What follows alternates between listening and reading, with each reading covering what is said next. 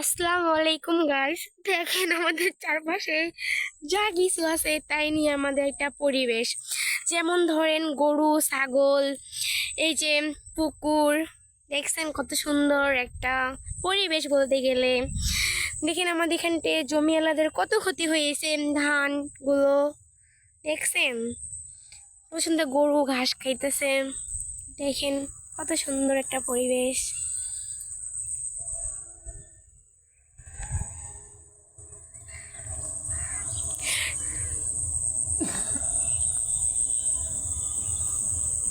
আসসালামু আলাইকুম guys, support করবেন, বেশি বেশি করে ভিডিওটা শেয়ার করে দিবেন।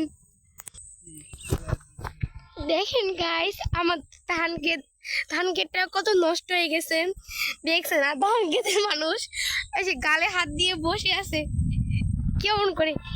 কি ভাই, আপনার কি অনেক কষ্ট হচ্ছে? কষ্ট রাখার জায়গা নাই, আমাদের ধান ক্ষেত গুলা দেখতেই পারতেছো তোমরা। তাই তো আপনাদের সামনে আমি ভিডিওটা নিয়ে এসেছি। কি করবেন, আর কিছু করার নাই। কষ্ট পেয়ে লাভ নেই, বুঝলেন? ধৈর্য ধরেন, ধৈর্য ধরেন, কষ্ট পেয়ে লাভ নেই। দেখছেন গাইস, অনেক আমারও খুব কষ্ট হচ্ছে এই যে ধান ক্ষেতগুলো নষ্ট হওয়ার কারণে, বাট কি বলবো আর। দেখছেন, দেখেন তার ধান নষ্ট হওয়ায় সে পাগল হয়ে গেছে, পাগল। সে পাগলের জন্য এখানটা বসে আছে, মুখে নাই একটু হাসি। হ্যাঁ, একটু হাসেন, ইসমাইল, ইসমাইল প্লিজ একটু হাসেন।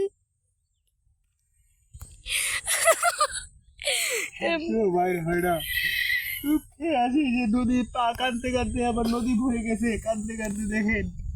তবু আবার ধান ক্ষেতটা সোজাতে হতে পারে না, ধান ক্ষেত হেলে পড়ে গেছে। কি করবেন। দেখেন গাইস, আমাদের এখানকার আম গাছটা অনেক সুন্দর বলতে গেলে, অনেক সুন্দর একটা আম গাছ। আমরা এখান থেকে প্রায় প্রায় আসে, বসে থাকি, বুঝলেন? দেখছেন অনেক সুন্দর। আর দেখেন হচ্ছে ওটা আমাদের বাসা, এটা হলো যে ওদের বাসা। আমাদের অনেক, আমাদের দেখছেন গাইস, আমাদের চারপাশটা কত সুন্দর একটা এলাকা। দেখেন কত সুন্দর একটা,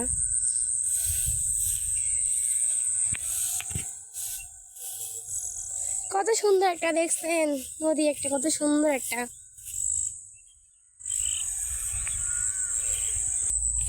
কত সুন্দর ছাগলটা, সরি গরুটা ঘাস খাচ্ছে, তার মা ওই যে ঘাস খাচ্ছে, তার বাচ্চাটাই যে ঘাস খাচ্ছে এখানটে, অনেক সুন্দর।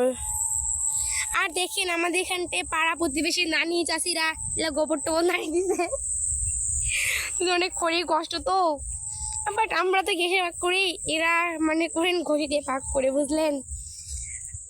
এই যে ধান মেলাটা অনেক কষ্টই আছে। আমি আবারও তার কাছে যাচ্ছি,